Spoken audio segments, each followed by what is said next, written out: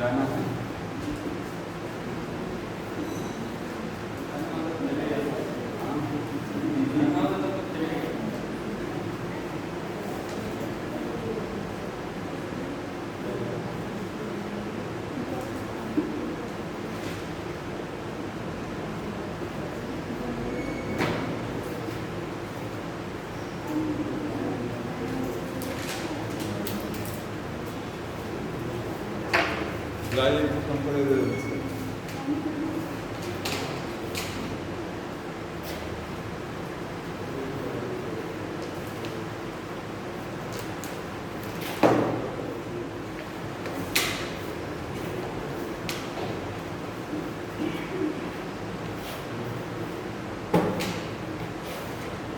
Lysosome vacuole सब खत्म हो गया था कल ना।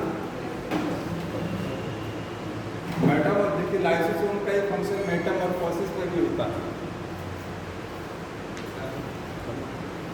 लाइसोसोम का एक फंक्शन क्या है? मेटामॉर्फोसिस। जब टेट्रोल लार्वा से जब फ्रॉग बनेगा तो टेट्रोल लार्वा से फ्रॉग बनते समय क्या होता है? टेल डिसअपीयर होती है ना। फ्रॉग में टेल नहीं रहती है, लार्वा में क्या रहती है? टेल। तो टेल जो डिसअपीयर होगी वो क्या होगा? Due to the lysosomes. Lysosomes की वजह से होती है। ठीक। और स्पर्म जब ओवा के साथ फ्यूज करेगा, जब स्पर्म किसके साथ फ्यूज करेगा? ओवा के साथ जब फ्यूज करेगा तो उसमें ओवा की जो बाहर की मेम्ब्रेन डिसॉल्व होती है स्पर्म लाइसिन से, वो स्पर्म लाइसिन कौन बनाया? लाइसोसोम बनाया।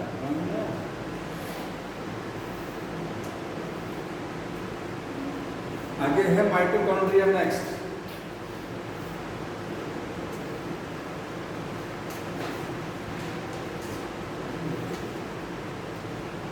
दूसरा नाम कॉन्ड्रियोसोम बोलते हैं इसको, कॉन्ड्रियोसोम।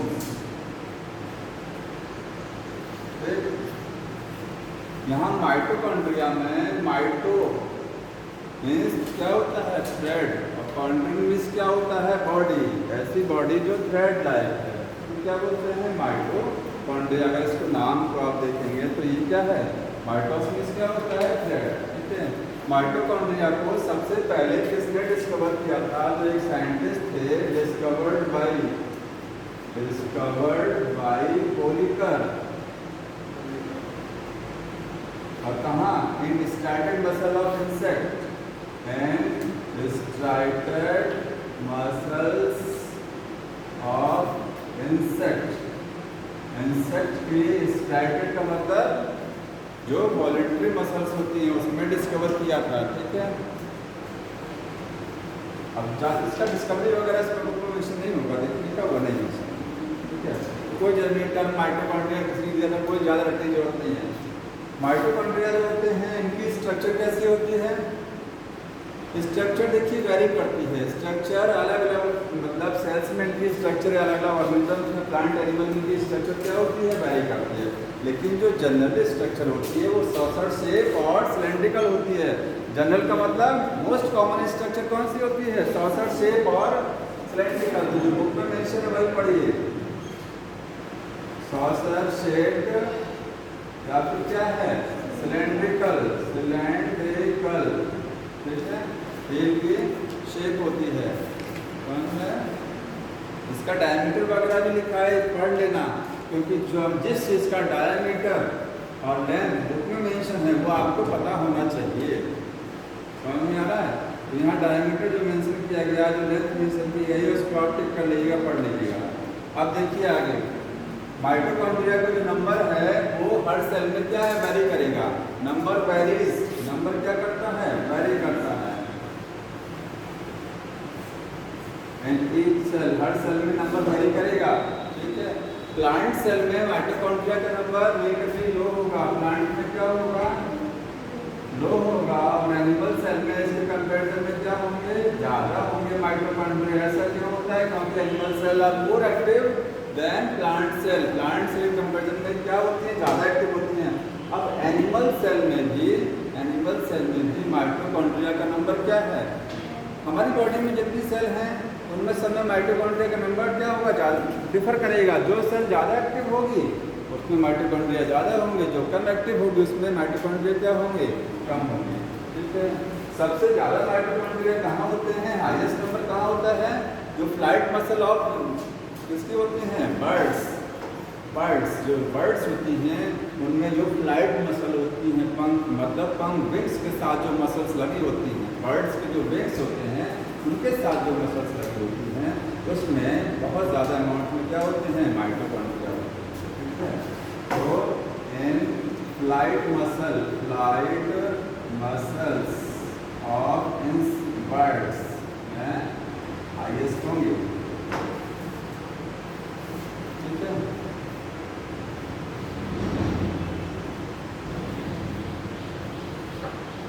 अब माइटोकॉन्ड्रिया को आसानी से कंपाउंड माइक्रोस्कोप में देखा नहीं जा सकता है। ठीक है, बट क्लोरोप्लास्ट को आप देख सकते हैं, क्लोरोप्लास्ट को देखा जा सकता है, लेकिन माइटोकॉन्ड्रिया को क्यों नहीं देख सकते हैं, क्योंकि साइज में क्या होता है, क्लोरोप्लास्ट से स्मॉल होता है। इसलिए माइटोकॉन्ड्रिया को अगर देखना है कंपाउंड माइक्रोस्कोप से तो स्टेन करेंगे, क्या करेंगे, स्टेन करेंगे। ठीक है, स्टेन करेंगे, एक स्टेन होता है, क्या नाम है उसका, जेनस ग्रीन, ऐसे कुछ नाम है, जेनस ग्रीन, ये स्टेन है। इस स्टेन की हेल्प से आप माइटोकॉन्ड्रिया को स्टेन करके तब देख सकते हैं, क्योंकि साइज इतना इसका छोटा साइज है जो कंपाउंड माइक्रोस्कोप में नहीं दिखता है। लेकिन साइज तो देखा जाए तो राइबोसोम का और छोटा है, तो राइबोसोम वगैरह इलेक्ट्रॉन माइक्रोस्कोप में दिखते हैं। किससे देखते हैं, वो सब चीज़ें इलेक्ट्रॉन से दिखते हैं, कंपाउंड से देखिएगा ही नहीं। कंपाउंड से देखना है माइटोकॉन्ड्रिया को स्टेन करना पड़ेगा, समझते हैं। अब माइटोकॉन्ड्रिया को बोला जाता है, देखिए, cell within cell, denote कर लीजिएगा, cell within cell organelle, cell within cell बोलते हैं माइटोकॉन्ड्रिया। माइटोकॉन्ड्रिया को सेल, ये क्लोरोप्लास्ट को भी बोलते हैं, क्लोरोप्लास्ट को भी हम क्या बोलते हैं, सेल विद इन सेल, दोनों को बोला जाता है। क्यों बोलते हैं, क्योंकि माइटोकॉन्ड्रिया क्या है, माइटोकॉन्ड्रिया में जब आप पढ़ेंगे तो सारा फीचर आपको प्रोकैरियोट का नजर आएगा। किसका नजर आएगा, प्रोकैरियोट का। आपको देखने में लगेगा कि ये प्रोकैरियोटिक सेल है, क्योंकि सारा फीचर उसी का मैच करता है। तो ये प्रोकैरियोटिक सेल है, क्योंकि माइटोकॉन्ड्रिया यूकैरियोटिक सेल के अंदर है, होता है। ठीक है, अब ये माइटोकॉन्ड्रिया का फीचर किससे मैच कर रहा है, प्रोकैरियोटिक सेल से मैच कर रहा है। तो देखने में क्या लगता है कि ये यूकैरियोटिक सेल के अंदर भी एक सेल है, यूकैरियोटिक सेल के भी अंदर कोई एक सेल है, ऐसा भी महसूस होता है कि यूकैरियोटिक सेल के अंदर भी सेल है। इसलिए इसको क्या बोलते हैं, सेल विद इन सेल बोला जाता है। समझ में। अगली चीज देखिए, ये सबसे ज़्यादा हाईएस्ट या मोस्ट बिजी सेल ऑर्गेनेल है बॉडी का। सबसे ज़्यादा जो बिजी रहता है वो माइटोकॉन्ड्रिया है, most busy cell organelle body का कौन सा है, सेल का कौन सा सेल ऑर्गेनेल सबसे ज़्यादा बिजी होता है, माइटोकॉन्ड्रिया, जो 24 आवर वर्क करता है। क्योंकि पावर हाउस ऑफ सेल बोलते हैं, एनर्जी हमको 24 आवर चाहिए, सोते समय भी एनर्जी चाहिए होती है ना। ऐसा नहीं होता कि काम नहीं करते तो एनर्जी नहीं चाहिए, स्लीपिंग के समय भी क्या चाहिए, एनर्जी चाहिए, क्योंकि बॉडी के फंक्शन तो चल रहे हैं ना। बॉडी के इंटरनल फंक्शन क्या है, स्लीपिंग के समय भी चल रहे हैं, तो एनर्जी उस समय भी चाहिए। इसलिए मोस्ट बिजी सेल ऑर्गेनेल है ये हमेशा व्यस्त रहता है।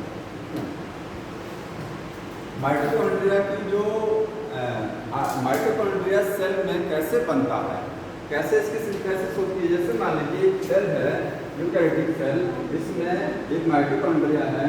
अब सेल को माइटोकॉन्ड्रिया की संख्या बढ़ानी है, सेल को माइटोकॉन्ड्रिया की संख्या क्या करना है, बढ़ाना है, ज़्यादा करना है। तो ये किससे होगा, एमाइटोसिस, जिसको आप क्या बोलते हैं, बाइनरी फिशन। ठीक है, बाइनरी फिशन से ये माइटोकॉन्ड्रिया डिवाइड करेगा और 2 पार्ट्स में डिवाइड हो जाएगा। फिर डिवाइड करेंगे 2 पार्ट्स में, तो बाइनरी फिशन प्रोसेस से माइटोकॉन्ड्रिया सेल में अपना नंबर बढ़ा लेता है। और बाइनरी फिशन को क्या बोलते हैं, एमाइटोसिस। जैसे अमीबा डिवाइड करता है, बैक्टीरिया डिवाइड करते हैं ना, समझ में आ ना, तो बाइनरी फिशन से। तो इसमें जो है बाइनरी फिशन से क्या होता है, इसमें सेल डिवीजन होता है, इसमें माइटोकॉन्ड्रिया, नया माइटोकॉन्ड्रिया बाइनरी फिशन से बनेगा, या इसको क्या बोलते हैं, एमाइटोसिस बोला जाता है। ठीक, लेकिन सबसे पहला माइटोकॉन्ड्रिया कैसे बना होगा, माइटोकॉन्ड्रिया का ये देखिए, ये बायोजेनेसिस है, ये क्या है माइटो का, अगर पूछा जाए कि माइटोकॉन्ड्रिया की बायोजेनेसिस कैसे होती है, तो बायोजेनेसिस का मतलब आज के समय माइटोकॉन्ड्रिया सेल में कैसे बनता है, नया बनता है बाइनरी विजन से। लेकिन माइटोकॉन्ड्रिया की ये बायोजेनेसिस, उसको आप लिख लीजिएगा, अगर कहा जाए बायोजेनेसिस, बायोजेनेसिस माइटोकॉन्ड्रिया की कैसे होती है, तो कैसे होगा, बाय द बाइनरी विजन। समझ में आ रहा है आज के समय माइटोकॉन्ड्रिया कैसे बनेगा। लेकिन सबसे पहले जब सेल बनी थी तो उस समय माइटोकॉन्ड्रिया कैसे बना था, या माइटोकॉन्ड्रिया की ओरिजिन कैसे हुई थी। ओरिजिन अलग चीज़ है। पहले सबसे पहले माइटोकॉन्ड्रिया कैसे बना, बाइनरी विजन से बनता है, ठीक है, तो पुराना माइटोकॉन्ड्रिया होना चाहिए ना, तभी तो बाइनरी विजन डिवाइड करेगा। लेकिन पहला माइटोकॉन्ड्रिया कैसे आया सेल में, यूकैरियोटिक सेल में सबसे पहले माइटोकॉन्ड्रिया कैसे आया।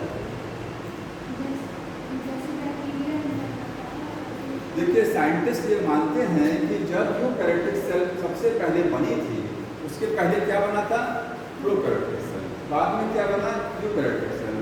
अब चूंकि आप जब पढ़ेंगे तो आपको ये समझ में आएगा कि माइटोकॉन्ड्रिया का फीचर किससे मैच करता है, प्रोकैरियोटिक सेल के तरीके से सारा फीचर लगभग मैच करता है। वो लगता है कि क्या है, प्रोकैरियोटिक सेल। तो साइंटिस्ट ये मानते हैं कि जब यूकैरियोटिक सेल बन रही थी तो उस समय सेल में माइटोकॉन्ड्रिया नहीं था, एनर्जी फॉर्मेशन नहीं हो रहा था, सेल में माइटोकॉन्ड्रिया नहीं था। तो यूकैरियोटिक सेल ने क्या किया होगा, यूकैरियोटिक सेल ने एंडोसाइटोसिस प्रोसेस से प्रोकैरियोटिक सेल को इंगल्फ किया होगा। प्रोकैरियोटिक सेल को क्या किया होगा, खाया होगा, इंगल्फ किया होगा। ये प्रोकैरियोटिक सेल है, ठीक है, इसको इंगल्फ किया होगा, तब जाकर के यूकैरियोटिक सेल बना है। तो यूकैरियोटिक सेल ने क्या किया, प्रोकैरियोटिक सेल को इंगल्फ किया, और बाद में यही प्रोकैरियोटिक सेल इंगल्फ हुई थी, यही माइटोकॉन्ड्रिया की तरह बिहेव करने लग गई थी। तो इसमें बोला जाता है कि इंडोसिम्बायोटिक थ्योरी से माइटोकॉन्ड्रिया की ओरिजिन हुई थी। इंडोसिम्बायोटिक क्या है, इंडोसाइटोसिस तो समझ में आ रहा है। इंडोसाइटोसिस से पहले यूकैरियोटिक सेल ने इंडोसाइटोसिस प्रोसेस से प्रोकैरियोटिक सेल को इंगल्फ किया अपने अंदर। वो प्रोकैरियोटिक सेल धीरे धीरे किसकी तरह बिहेव करने लग गया, माइटोकॉन्ड्रिया का धीरे धीरे वो काम करने लग गया, समझ में आ गया। तो वो हो गया इंडोसाइटोसिस से हुआ है ना, इंडोसाइटोसिस से इंटर किया। अब जब ये प्रोकैरियोटिक सेल अंदर पहुंची तो प्रोकैरियोटिक सेल और यूकैरियोटिक सेल दोनों के बीच में जो संबंध स्थापित हुआ वो कौन सा था, सिम्बायोसिस वाला था। कौन सा था, सिम्बायोसिस। जैसे ये प्रोकैरियोटिक सेल, इसने इस यूकैरियोटिक सेल के लिए क्या काम किया होगा, काम ये किया था कि इसने एटीपी फॉर्मेशन स्टार्ट किया, क्योंकि माइटोकॉन्ड्रिया में चेंज हुआ। प्रोकैरियोटिक सेल किसकी तरह बिहेव करने लगी, माइटोकॉन्ड्रिया की तरह बिहेव करने लगी। इसने एटीपी फॉर्मेशन स्टार्ट कर दिया, तो इस यूकैरियोटिक सेल को इसने एटीपी सप्लाई करना चालू कर दिया। इसके बदले इस यूकैरियोटिक सेल ने प्रोकैरियोटिक सेल को क्या दिया, इस सेल को क्या दिया, तो इस सेल को न्यूट्रिशन दिया था। क्या दिया था, न्यूट्रिशन। दोनों को फायदा हो रहा है ना, सिम्बायोसिस में क्या होता है, दोनों को फायदा होता है। तो यूकैरियोटिक सेल को इससे क्या बेनिफिट मिला, एटीपी बनाने लग गया ये, ठीक है। और इस यूकैरियोटिक माइटोकॉन्ड्रिया को या प्रोकैरियोटिक सेल अंदर इंटर की थी, इसको क्या बेनिफिट हुआ, इसको यूकैरियोटिक सेल से न्यूट्रिशन मिला, समझ में। इसीलिए बोलते हैं इंडोसिम्बायोटिक मैकेनिज्म है ये। माइटोकॉन्ड्रिया की जो ओरिजिन हुई थी वो हुई थी इंडोसिम्बायोटिक मैकेनिज्म से। इंडोसिम्बायोटिक में दो चीज़ें जुड़ी हैं, इंडोसाइटोसिस से इंटर किया, उसके बाद सिम्बायोटिक रिलेशन स्थापित किया दोनों ने, समझ में आया। तो ये पहला ओरिजिन हुआ था। आप ये ऐसे इसको लर्न कर लीजिएगा कि ओरिजिन हुई थी, ओरिजिन ये कैसे हुआ था, बाई, नोट कर लीजिएगा, बहुत इंपॉर्टेंट है, इंडोसिम्बायोटिक, ठीक है, थ्योरी। ये थ्योरी थी, साइंटिस्ट उसको मानते थे कि ऐसा हुआ होगा, ठीक। और क्यों मानते थे, क्योंकि माइटोकॉन्ड्रिया जो है वो प्रोकैरियोटिक से मैच करता है।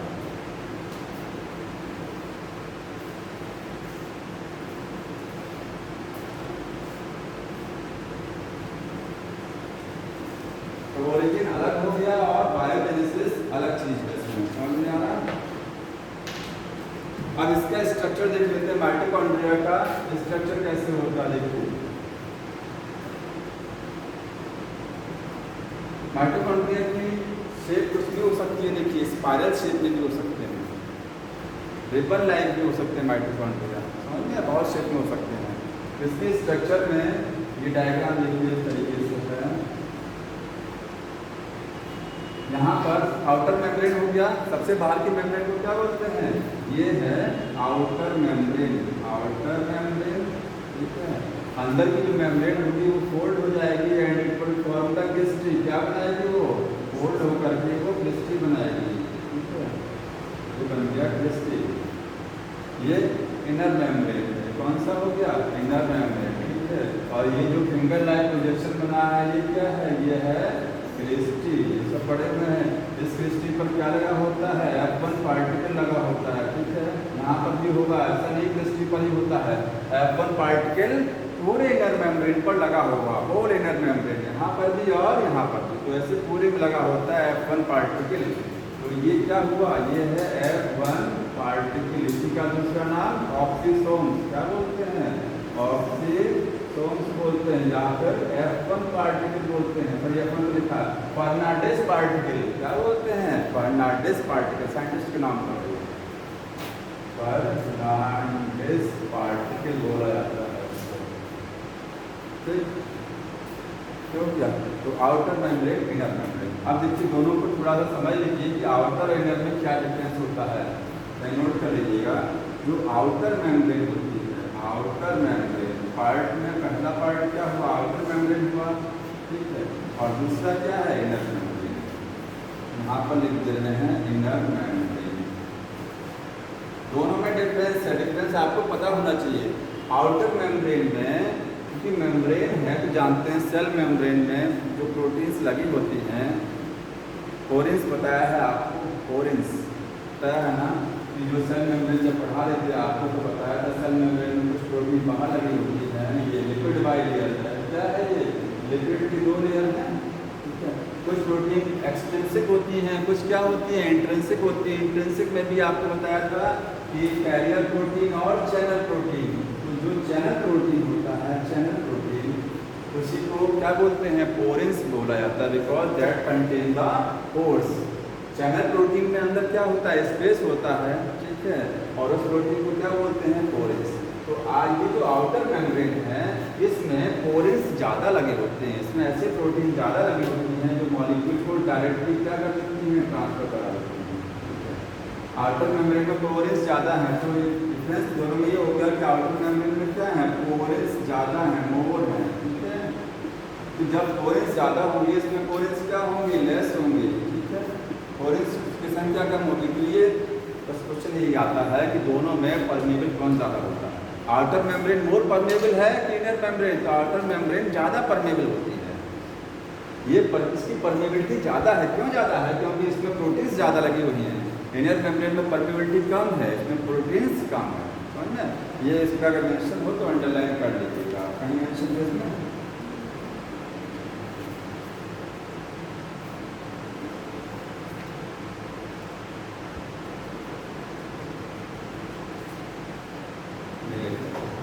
नोट कर लीजिएगा कहीं, outer membrane is more permeable than inner membrane, note कर लीजिए, outer membrane is more permeable than inner membrane, outer membrane is more permeable than inner membrane due to the porins, due to the porins,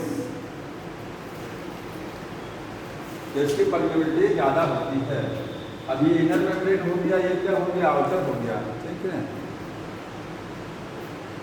इसके बाद देखिए अंदर यहाँ पर ये जो इनर मेम्ब्रेन है, इनर मेम्ब्रेन इस और आउटर मेम्ब्रेन दोनों के बीच में जो स्पेस है, इंटर मेम्ब्रेनस स्पेस, दो मेम्ब्रेन के बीच का स्पेस, इसको क्या बोलते हैं, इंटर मेम्ब्रेनस स्पेस। क्या क्या होगा इस स्पेस में, तो बुक में ही मेंशन कर लीजिएगा, अगर जहाँ पर लिखा नहीं होगा शायद इंटर मेम्ब्रेनस स्पेस, उसमें बना लीजिएगा कि दोनों के बीच में स्पेस है, इंटर मेम्ब्रेनस स्पेस में क्या चीज़ होती है, it contain the water and enzymes, इसमें क्या होता है, वाटर होता है और एंजाइम्स होते हैं, ठीक है। इंटर मेम्ब्रेनस स्पेस में वाटर होगा और क्या होगा, एंजाइम्स होंगे। ये जो मैट्रिक्स है ये क्या है, यहाँ पर जो साइटोप्लाज्म बना हुआ दैट इज कॉल्ड मैट्रिक्स, इसको क्या बोलते हैं, मैट्रिक्स बोला जाता है। मैट्रिक्स में क्या क्या चीज़ें होती हैं, इसमें भी पार्टर होगा और इसमें भी क्या होंगे, एंजाइम्स होंगे। इसमें कौन से वाले एंजाइम्स होंगे, enzymes of the Krebs cycle.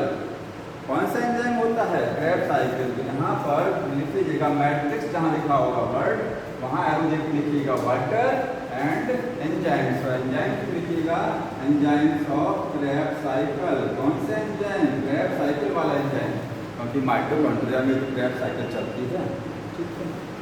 लेकिन एक एंजाइम क्रेब्स साइकिल का मैट्रिक्स में नहीं होता है, सक्सिनेट डिहाइड्रोजनेज। वो क्रेब्स साइकिल का एंजाइम तो है, लेकिन वो कहाँ होता है, वो होता है इनर मेम्ब्रेन पर लगा होता है, यहाँ पर लगा, ठीक है। तो आगे लिखिएगा एक्सेप्ट कौन सा एंजाइम, सक्सिनेट डिहाइड्रोजनेज। ये बहुत इंपॉर्टेंट क्वेश्चन है, ये वाला टिक कर लीजिएगा इस पर कि क्रेब्स साइकिल का कौन सा एंजाइम मैट्रिक्स में नहीं होता है। तो सक्सिनेट डिहाइड्रोजनेज नहीं होता है मैट्रिक्स में, फिर वो कहाँ होगा, तो वहीं लिख लीजिएगा, मेंशन करना कि eight inner membrane, inner membrane पर होगा। तो इनर मेम्ब्रेन के साथ एंजाइम जुड़ा होगा। सक्सिनेट डिहाइड्रोजनेज कहाँ होता है, इनर मेम्ब्रेन पर होगा। अब ये जो इनर मेम्ब्रेन है, इस पर भी एंजाइम, एटीएस का एंजाइम कहाँ लगा होता है, इलेक्ट्रॉन ट्रांसपोर्ट सिस्टम का एंजाइम कहाँ लगा होगा, एटीएस का एंजाइम इनर मेम्ब्रेन पर। ये जो इनर मेम्ब्रेन दिखाई दे रही है आपको, देखिए माइटोकॉन्ड्रिया में हर जगह एंजाइम है, हर जगह एंजाइम है। इस इंटर मेम्ब्रेनस स्पेस में एंजाइम है, इनर मेम्ब्रेन में एंजाइम्स हैं, इसमें एंजाइम है, ठीक है। लेकिन इनर मेम्ब्रेन में जो एंजाइम्स होते हैं, यहाँ पर ऐसे लिखना, एंजाइम्स इसमें भी होगा, लेकिन कौन सा एंजाइम, ऑफ ईटीएस वाला एंजाइम यहाँ पर रहेगा। इनर मेम्ब्रेन में कौन सा एंजाइम रहेगा, इलेक्ट्रॉन ट्रांसपोर्ट सिस्टम वाला रहेगा, और क्रेब्स साइकिल का एंजाइम इसमें रहेगा। तो हर जगह आपको एंजाइम मिलेगा इसमें।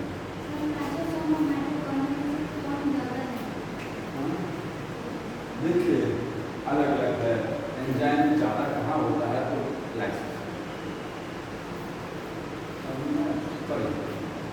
ये पूछा जाए कि एसिड हाइड्रोलेज कहाँ होगा, एसिड हाइड्रोलेज कहाँ होगा, लाइसोसोम। एंजाइम ज़्यादा किसमें होगा, माइटोकॉन्ड्रिया। नोट कर लीजिएगा, एंजाइम किसमें ज़्यादा है। अगर खाली एंजाइम पूछा जाएगा तो माइटोकॉन्ड्रिया में एंजाइम, क्योंकि हर जगह है एंजाइम, समझ में आ रहा है। और एसिड हाइड्रोलेज पूछा जाए तो आपको लाइसोसोम में आंसर होगा। ये मैट्रिक्स हो गया। मैट्रिक्स में क्या चीज होती है, सर्कुलर डीएनए रहेगा, एक क्या रहेगा, सर्कुलर डीएनए। और ये डीएनए कैसा रहेगा, single and double strand. Book में लिखा गया होगा सिंगल सर्कुलर डीएनए। तो सिंगल का मतलब ये नहीं कि एक स्ट्रैंड है, स्ट्रैंड इसमें क्या रहेगा, दो, डबल स्ट्रैंड रहेगा, ये डबल स्ट्रैंडर्ड, ठीक है, दो स्ट्रैंड रहेगा, लेकिन डीएनए एक ही रहेगा। ये प्रोकैरियोटिक नेचर का है, डीएनए कैसा है, प्रोकैरियोटिक। और क्या रहेगा इसमें, राइबोसोम रहेंगे। और बताइए, और कुछ है, डीएनए हो गया, और क्या हो गया, राइबोसोम हो गया, ठीक है। प्रोटीन बनाने के लिए दो ही चीज ये चाहिए, डीएनए चाहिए आपको, डीएनए से आरएनए बनेगा, राइबोसोम प्लेटफॉर्म का काम करेंगे। राइबोसोम कौन सा वाला होगा, 70S वाला राइबोसोम होगा, प्रोकैरियोटिक नेचर का राइबोसोम होगा। समझ में आ रहा है। डीएनए में खास बात ये होती है, बुक में मेंशन होगा, जीसी रिच डीएनए है। कैसा डीएनए है, जीसी रिच, नोट इस पर अंडरलाइन कर देना। माइटोकॉन्ड्रिया, क्लोरोप्लास्ट और प्रोकैरियोटिक सेल, क्योंकि ये प्रोकैरियोटिक सेल का डीएनए है, ठीक है। तो ये जीसी रिच होता है। जीसी का मतलब ग्वानिन और साइटोसिन रिच है। समझ में आ रहा है जीसी, अरे पढ़ा होगा नाइट्रोजन बेस में एडेनिन किसके साथ बेस करता है, थाइमिन के साथ। ग्वानिन किसके साथ पेयर करेगा, साइटोसिन। तो हमारे डीएनए में या किसी के डीएनए में ये चारों बेस होते हैं, एडेनिन, थाइमिन, ग्वानिन, साइटोसिन सब में मिलेगा, ठीक है, लेकिन रेशियो डिफर करेगा। समझ में आ रहा है। तो यहाँ पर इसके डीएनए में ग्वानिन, साइटोसिन ज़्यादा होती है एडेनिन, थाइमिन के कंपेरिजन में, स्ट्रॉन्ग ये ज़्यादा है।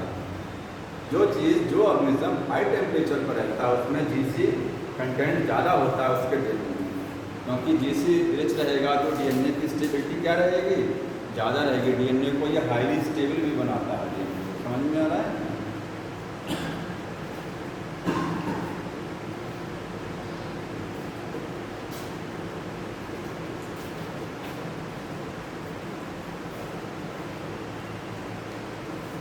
एनर्जी किस प्रोसेस से बनती है इसमें? एटीपी ऑक्सीडेटिव फॉस्फोराइलेशन किससे बनता है? क्लोरोप्लास्ट में एटीपी किससे बनती है? फोटोफॉस्फोराइलेशन। समझ में आया? तो ऑक्सीडेटिव फॉस्फोराइलेशन से एटीपी का फॉर्मेशन होता है इसमें।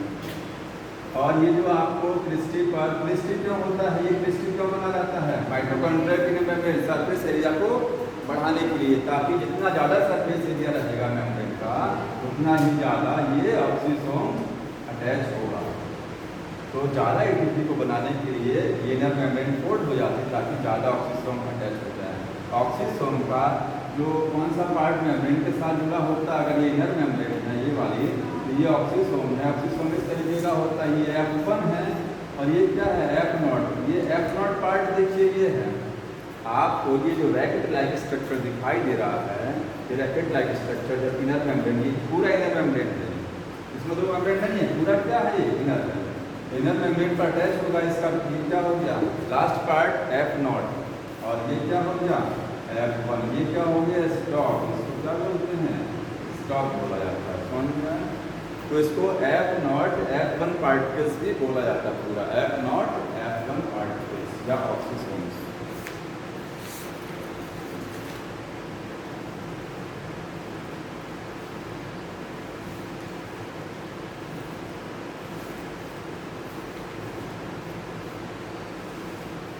कितने एक्वस कंपार्टमेंट होते हैं माइटोकॉन्ड्रिया में? अंडरलाइन करना, इसमें लिखा है कितने एक्वस कंपार्टमेंट है? 135 पेज नंबर। 2 एक्वस कंपार्टमेंट है। एक्वस का मतलब जहाँ वाटर रहेगा। माइटोकॉन्ड्रिया में देखिए यहाँ पर भी वाटर है और यहाँ पर भी वाटर है, इंटरमेम्ब्रेनस स्पेस में। तो ये एक एक्वस कंपार्टमेंट हुआ, एक हुआ। ये दोनों एक्वस कंपार्टमेंट किसकी वजह से बना? कौन सा लेयर? इनर लेयर की वजह से बना, क्योंकि बीच में इनर लेयर है। इनर लेयर ने पूरे अंदर के साइटोप्लाज्म को 2 पार्ट में डिवाइड कर दिया, आउटर और इनर। समझ में आया?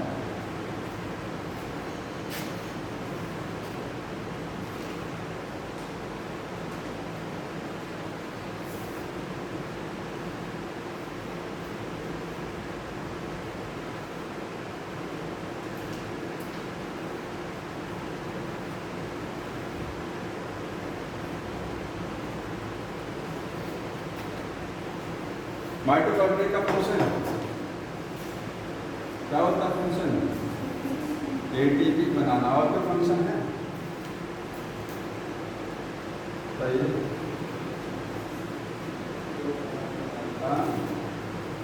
साइटोप्लाज्मिक इनहेरिटेंस पढ़े हैं?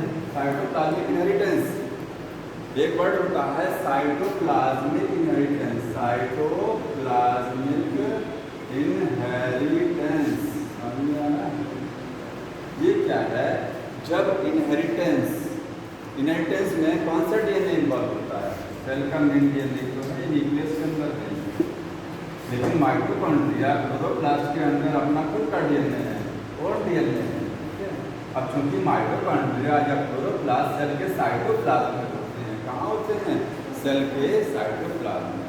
तो इनकी वजह से जो इनहेरिटेंस शो होगा, इसकी वजह से माइटोकॉन्ड्रिया क्लोरोप्लास्ट के डीएनए की वजह से जो इनहेरिटेंस शो होगा उसको बोलते हैं साइटोप्लाज्मिक इनहेरिटेंस। ये साइटोप्लाज्म वाली इनहेरिटेंस है। समझ में आ रहा है?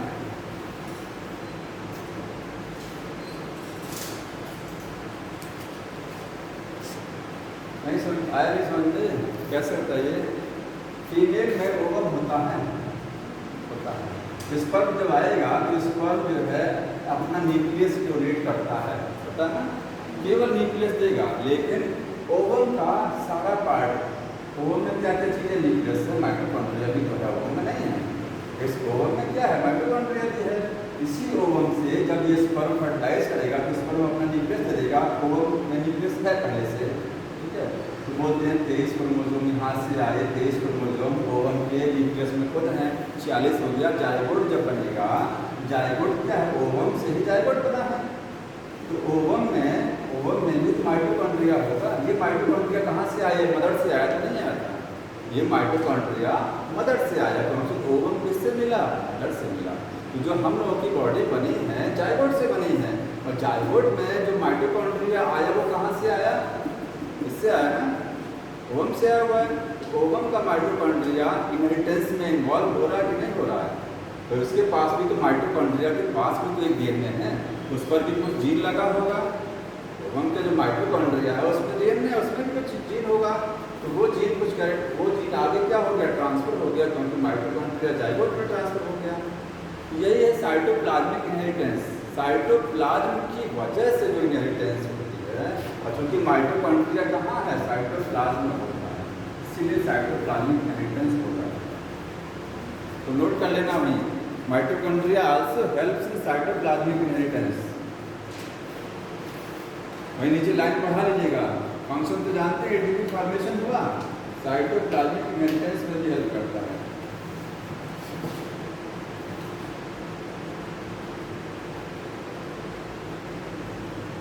माइटोकॉन्ड्रिया और क्लोरोप्लास्ट को सेमी ऑटोनोमस सेल ऑर्गेनल बोलते हैं। सेमी ऑटोनोमस क्यों बोला जाता है?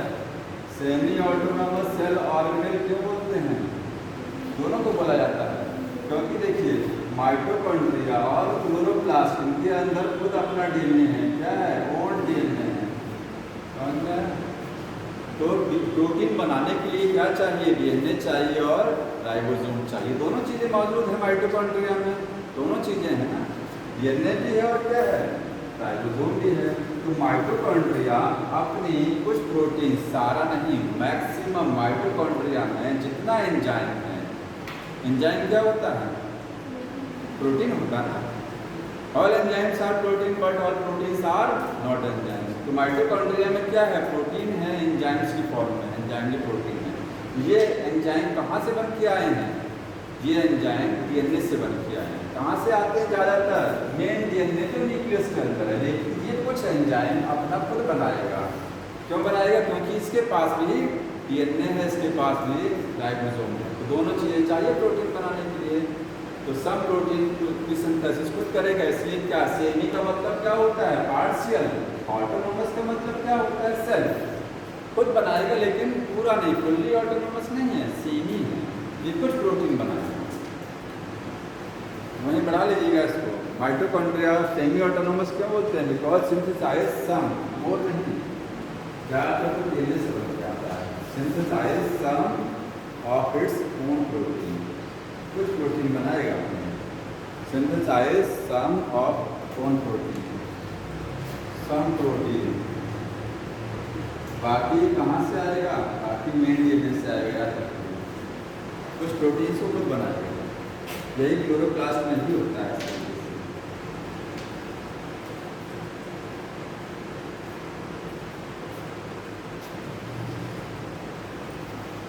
आगे है नेक्स्ट प्लास्टिड्स।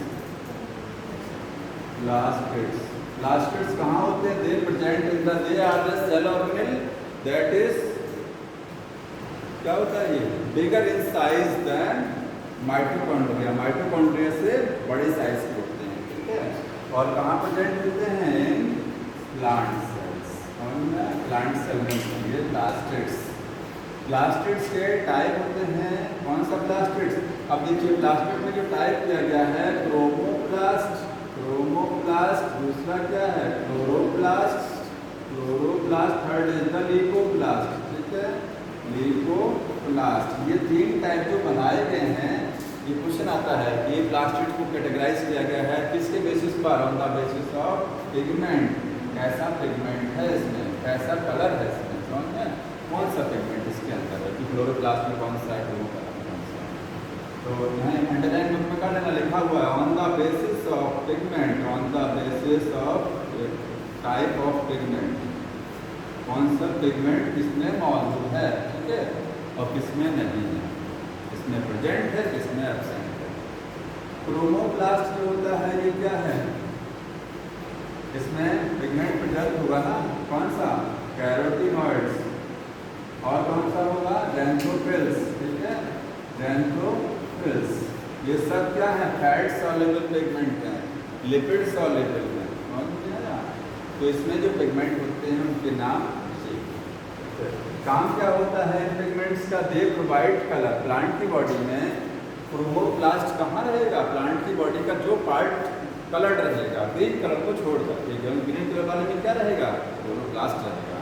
तो एक्सेप्ट ग्रीन कलर बाकी जो कलर के पार्ट होंगे उसमें क्या रहेगा, क्रोमोप्लास्ट। जैसे फ्रूट बॉल में रहेगा, फ्रूट का बॉल हो गया, ठीक है। और फ्लावर का जो पेटल है, फ्लावर पेटल्स में आपको ये मिलेगा। तो पेटल्स में मिलेगा, फ्रूट की जो बॉल होती है उसमें मिलेगा क्या चीज़, क्रोमोप्लास्ट।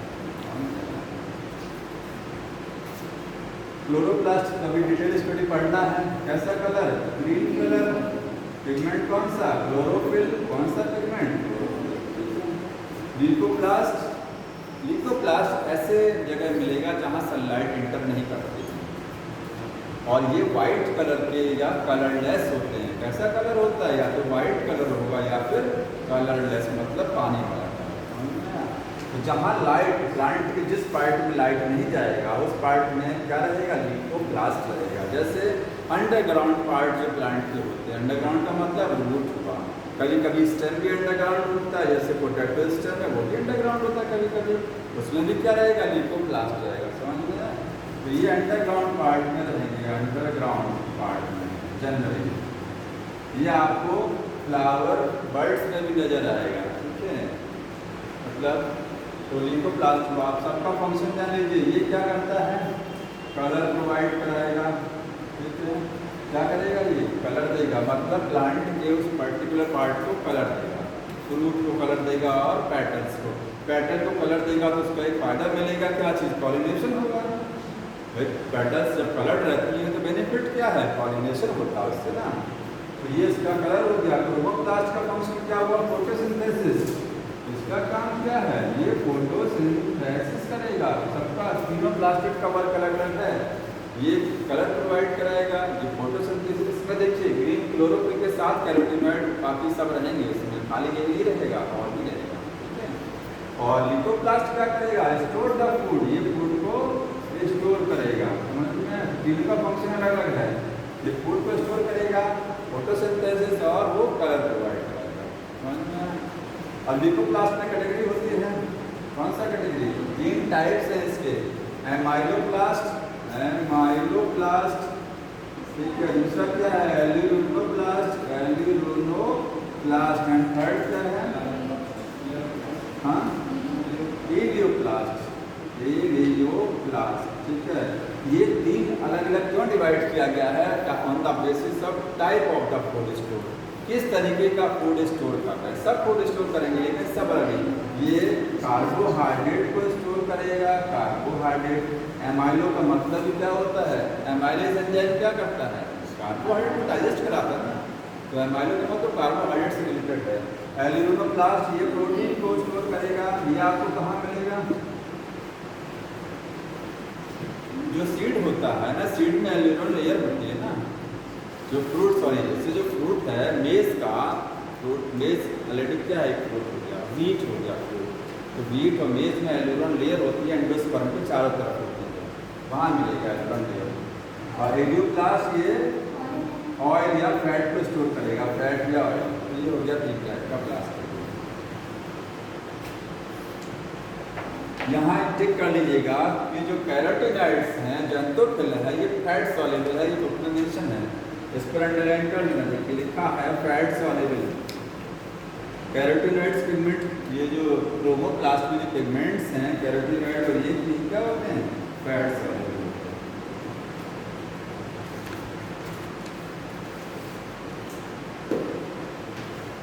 अब क्लोरोप्लास्ट का स्ट्रक्चर बता दें, थोड़ा जल्दी बताता हूँ कि आपको वैसे आता है, बता दिया फोटोसिंथेसिस वाले चैप्टर में बताया था। क्लोरोप्लास्ट जो है प्लांट्स में किस पार्ट में मिलेगा, मेसोफिल सेल में। क्लोरोप्लास्ट मेसोफिल सेल्स में chloroplast particularly present in the, कहाँ मिलेंगे आपको, ये मेसोफिल सेल में मिलेंगे।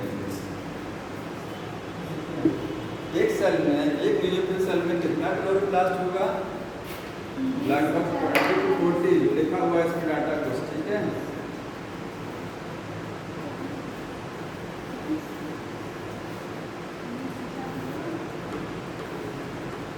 कितना मेंशन किया गया, 20 से 40।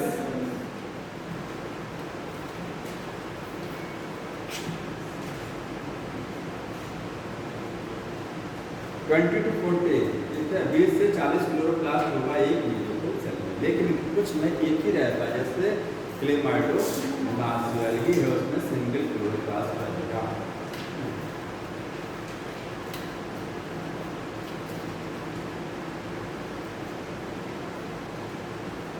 इसकी लेंथ दी हुई है, पढ़ लीजिएगा कितना लेंथ है, कितना विड्थ है इसका, ठीक है। स्पायरोकारा जो एल्गी, देखिए रिबन शेप का क्लोरोप्लास्ट मिलेगा। क्लोरोप्लास्ट रिबन शेप में भी होते हैं, पीते की तरीके से भी होते हैं।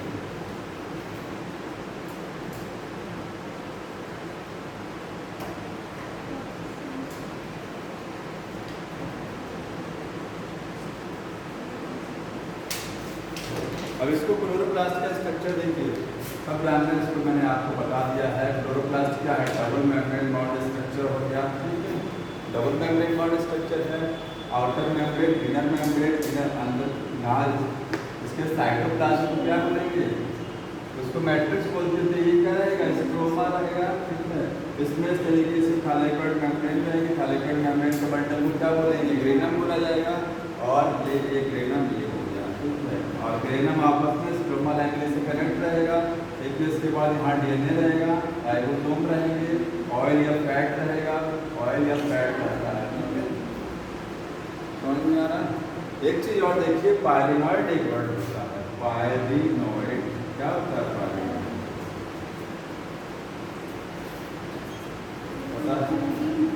प्रोटीन जब स्टार्च से सराउंड रहती, pyrenoid are the reserve food, क्या होता है सेल में, ये रिजर्व फूड है, ठीक है। जब प्रोटीन स्टार्च से सराउंड रहती है उस स्ट्रक्चर को क्या बोलते हैं, पायरिनॉइड। हाँ, शायद स्टार्च, प्रोटीन इनसाइड है, स्टार्च, प्रोटीन स्टार्च मतलब स्टार्च अंदर प्रोटीन था ना, ठीक है। डिसाइड नहीं है, डिसाइड नहीं है, बता रहा हूँ।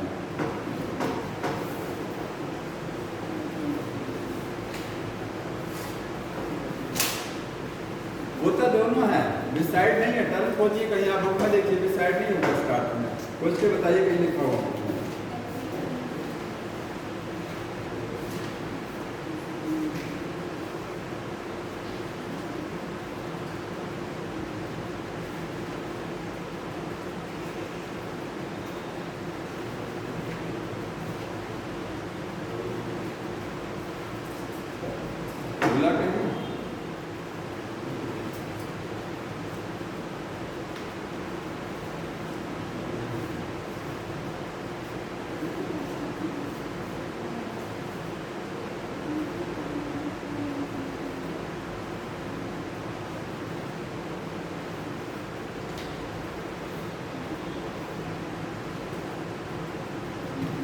वर्ड तो दिया हुआ है,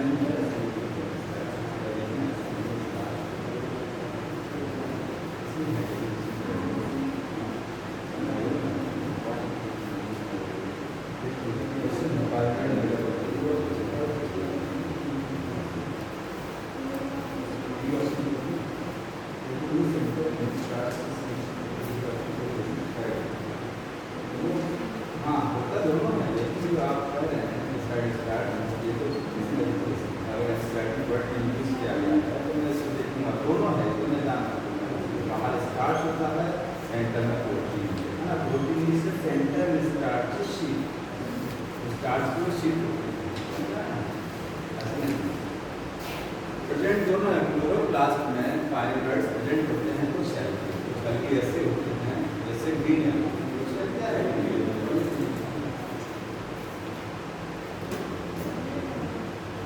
रेड होता है, ग्रीन हल्की है, एंथोसिरोस लेजिनेला, इसमें पायरिनॉइड्स होता है।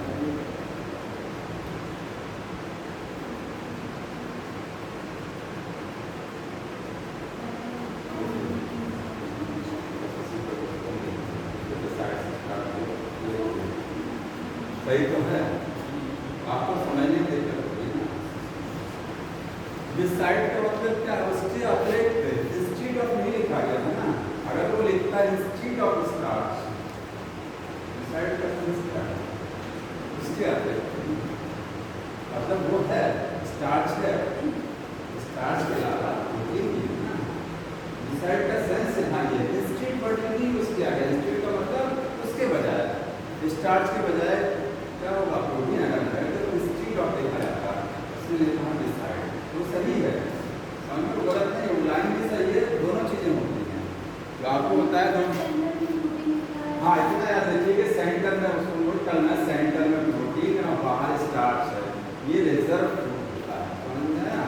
तो ये आपको कहाँ कहाँ मिलेगा, पायरिनोइड्स नोट कर लेना, pyrenoids present in the, pyrenoids कहाँ रहेंगे, पायरिनोइड्स ये क्या है, रिजर्व फूड है, ये रिजर्व फूड है एक तरीके का, ठीक मिलेगा आपको प्रेजेंट इन ग्रीन एल्गी में मिलेगा, ग्रीन एल्गी, ठीक है, एंड सम ब्रायोफाइट्स, कुछ ब्रायोफाइट्स में भी मिलेगा, ठीक समझ में। और इसमें होगा क्या, पायरिनोइड में होगा, इसमें ऐसे बना लेना, बीच में क्या है प्रोटीन है, बाहर क्या है स्टार्च, कंफ्यूजन यही हो जाता है कि स्टार्च अंदर है कि प्रोटीन अंदर है, समझ में आया। ये थोड़ा ध्यान रखना है कि प्रोटीन इनसाइड स्टार्च की शीट बाहर होती है, तो they contain the protein beside the starch, protein होता है स्टार्च के बिसाइड, मतलब स्टार्च के अतिरिक्त।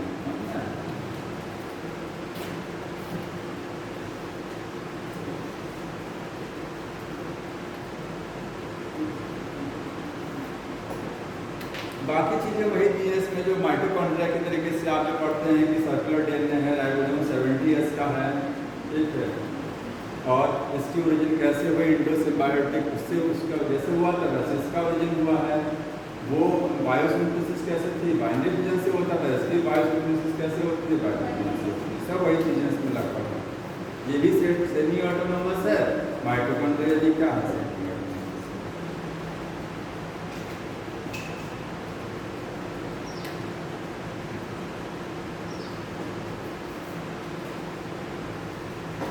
इसमें यही ध्यान रखना है कि एक न्यूक्लियोफिल सेल में कितना क्लोरोप्लास्ट होता है, तो 20 से 40।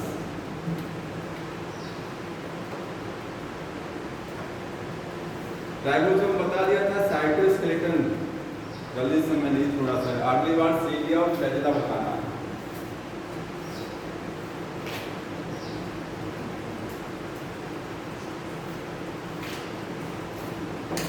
साइटोस्केलेटन, साइटोस्केलेटन का मतलब क्या है, साइटोप्लाज्म में सेल के साइटोप्लाज्म का जो skeleton system of cell cytoplasm, cell के साइटोप्लाज्म में क्या चीज ऐसी होती है जो सेल को क्या करती है, स्केलेटन देती है, समझ में ना, उसको बोलते हैं साइटोस्केलेटन। अब इसमें 3 चीजें आपको पढ़नी है, देखिए, एक है माइक्रोफिलामेंट हो गया, ठीक है, दूसरा क्या हो गया, माइक्रोट्यूब्यूल हो गया, और तीसरा क्या, इंटरमीडिएट फिलामेंट। इसको चाहिए नोट कर लीजिए, बुक में भी दिया है लेकिन थोड़ा शॉर्ट दिया है, तो साइड में वही नोट कर लेना कि तीनों जो है किस प्रोटीन का बना होता है, ठीक है, और तीनों का फंक्शन क्या होता है। माइक्रोफिलामेंट इसमें से देखिए सबसे ज़्यादा थिकनेस इसकी होगी, माइक्रोट्यूब्यूल क्या है, हाईएस्ट थिकनेस, डायरेक्ट इसका थिकनेस क्या है, थिकेस्ट है, सबसे ज़्यादा थिक यही है, इसमें मोटाई इसकी सबसे ज़्यादा है, और ये इंटरमीडिएट है, तो नाम से लग रहा है ये बीच का थिकनेस होगा, ना ज़्यादा कम ना ज़्यादा। माइक्रोफिलामेंट क्या है, वेरी थिन, सबसे थिन यही रहेंगे, ये थिन फिलामेंट होते हैं, थिन किसके बने होते हैं, ये एक्टिन प्रोटीन के बने होते हैं, और समटाइम मायोसिन भी जुड़ी होती है साथ में। मेनली किसका बना होता है, इनका mainly actin protein, mainly by actin protein के बने। अब इसका काम, सॉरी, माइक्रोट्यूब्यूल किसका बना होता है, by tubulin protein, tubulin protein का। ये किस प्रोटीन का है, इसका इंटरमीडिएट फिलामेंट का। आगे देखिए, ये माइक्रोफिलामेंट है, इनका रोल क्या है, इनका रोल समझिए। सेल में एक चीज और, दे आर कॉन्ट्रेक्टाइल नेचर। कैसे होते हैं माइक्रोफिलामेंट? कॉन्ट्रेक्टाइल का मतलब सिकुड़ भी सकते हैं और फैल भी सकते हैं, समझ में? ये क्या है? Non contractile. ये क्या है? कॉन्ट्रेक्टाइल।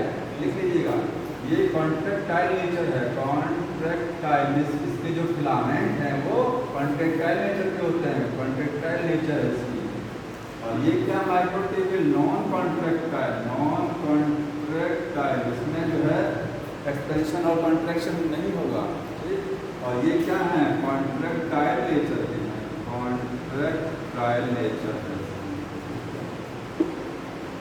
ये सब कहाँ रहेंगे? सब सेल के साइटोप्लाज्म में रहेंगे। कुछ जो है सेल मेम्ब्रेन के जस्ट नीचे रहेंगे और कुछ सेल के साइटोप्लाज्म में रहेंगे। इनका फंक्शन देखिए क्या होता है। साइक्लोसिस, साइक्लोसिस जानते हैं? जैसे मान लीजिए ये सेल है और ये न्यूक्लियस हो गया, ये सेल का साइटोप्लाज्म। हाइड्रिला जो होता है, हाइड्रिला का प्लांट, ठीक है, उसमें साइक्लोसिस होती है। अमीबा में भी क्या होता है? साइक्लोसिस होती है। साइक्लोसिस में होता क्या है? सेल का साइटोप्लाज्म, मतलब सेल में जितनी चीजें हैं वो इस तरीके से रोटेट करता रहता है। सेल का साइटोप्लाज्म मूव करता रहेगा पूरा इस तरीके से, एक सर्कुलर पाथ में मूव करेगा, समझ में? इस प्रोसेस को क्या बोलते हैं? साइक्लोसिस। ये इसमें कौन हेल्प कराएगा? ये जो फिलामेंट हैं, माइक्रोफिलामेंट, यही साइक्लोसिस में क्या करते हैं? हेल्प करते हैं। दूसरा होता है एक्टोसाइटोसिस, एक्टोसाइटोसिस एंड एंडोसाइटोसिस। देखिएगा इसको, इसका दूसरा फंक्शन हुआ। देखिए ये सेल है, अब कहते हैं कि सेल, ये प्लांट सेल में नहीं होता है। एक्टोसाइटोसिस प्लांट सेल में नहीं, एनिमल सेल में होती है, जहाँ सेल मेम्ब्रेन रहता है। क्योंकि प्लांट सेल में तो सेल वॉल बाहर आ जाएगा। ये देखिए इस तरीके से सेल वॉल अंदर की साइड में कैसे चली जाती है? सेल वॉल अंदर, सॉरी सेल मेम्ब्रेन अंदर चला गया और एक्टोसाइटोसिस में ये सेल मेम्ब्रेन बाहर हो जाता है, बल्ज आउट कर जाता है ना। तो सेल मेम्ब्रेन का मूवमेंट अंदर की साइड में या सेल मेम्ब्रेन का मूवमेंट बाहर की साइड में मूव कर रही है ना, डिस्प्लेस हो रही है एक जगह से दूसरी जगह सेल मेम्ब्रेन। इसमें किसका रोल है? इन्हीं फिलामेंट का, क्योंकि सेल मेम्ब्रेन के जस्ट नीचे है ये फिलामेंट। साइटोप्लाज्म तो होते ही हैं, इसके जस्ट नीचे ये सेल मेम्ब्रेन को अंदर की साइड में, बाहर की साइड में पड़ा। अगला है सेल इन्वेजिनेशन। सेल इन्वेजिनेशन जो आप साइटोकाइनेसिस एनिमल सेल में पढ़ते हैं, एनिमल सेल में होती है, साइटोकाइनेसिस होती है, तो इधर से उधर से कुछ होता है ना, पूरा सेल मेम्ब्रेन दोनों साइड से क्या है? इन्वेजिनेशन होता है। तो इसमें इसी का रोल है। सेल मेम्ब्रेन मूव कर रही है एक जगह से दूसरी जगह पर, अंदर की साइड में मूव कर रही है। तो फिलामेंट्स, अगर ये फिलामेंट सोचिए कॉन्ट्रेक्टाइल नेचर के नहीं होते तो क्या ये सेल मेम्ब्रेन अंदर की साइड में आया कि नहीं आया? अंदर की साइड में आने का मतलब है कि ये सेल मेम्ब्रेन में थोड़ा सा खिंचाव हुआ, सेल मेम्ब्रेन थोड़ा सा एक्सपेंड की, सेल मेम्ब्रेन थोड़ा सा फैली। इलास्टिक होती है सेल मेम्ब्रेन, इलास्टिक क्यों होती है? ये फिलामेंट्स की वजह से। इसका रोल क्या? और भी रोल नहीं है। इसका रोल क्या है? देखिए सीरिया बनाना, सीरिया इसी का बना होता है, फ्लैजिला बना होता है इसी का, ठीक है। और स्पिंडल फाइबर जो धागे होते हैं सेल डिवीजन में, स्पिंडल फाइबर जो धागे किसमें होते हैं? सेल डिवीजन में जो क्रोमोसोम को खींचते हैं तो धागे इसी के बने होते हैं, याद रखिएगा, इंपॉर्टेंट है ये। और सेंट्रियोल, जो सेंट्रियोल होता है सेल डिवीजन में, जहाँ से स्पिंडल फाइबर धागा बनता है, उस स्ट्रक्चर को क्या बोलते हैं? सेंट्रियोल, वो इसी का बना होता है। और ये वाले कहाँ होते हैं? ये सेल के साइटोप्लाज्म। इनका कोई स्पेशल रोल नहीं है, विशेष नहीं होता है। अब ये देखिए ये नॉन कॉन्ट्रेक्टाइल है ना, ये क्या है? मतलब ये खींच नहीं सकते। अगर ये सोचिए जैसे ये है सेल में जब सेल डिवीजन होता है तो सेंट्रियोल से धागा बनता है, तो धागा क्या करता है? क्रोमोसोम को अपनी तरफ क्या करता है? खींचता है, ठीक है। तो ये यहाँ पर ये स्पिंडल फाइबर किसका बना हुआ है? स्पिंडल फाइबर माइक्रोट्यूब्यूल का।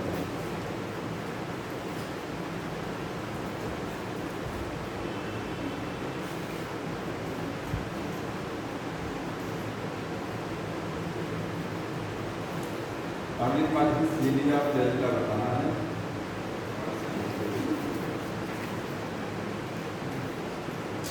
नेक्स्ट टाइम ये कितना खत्म हो जाएगा, ठीक है।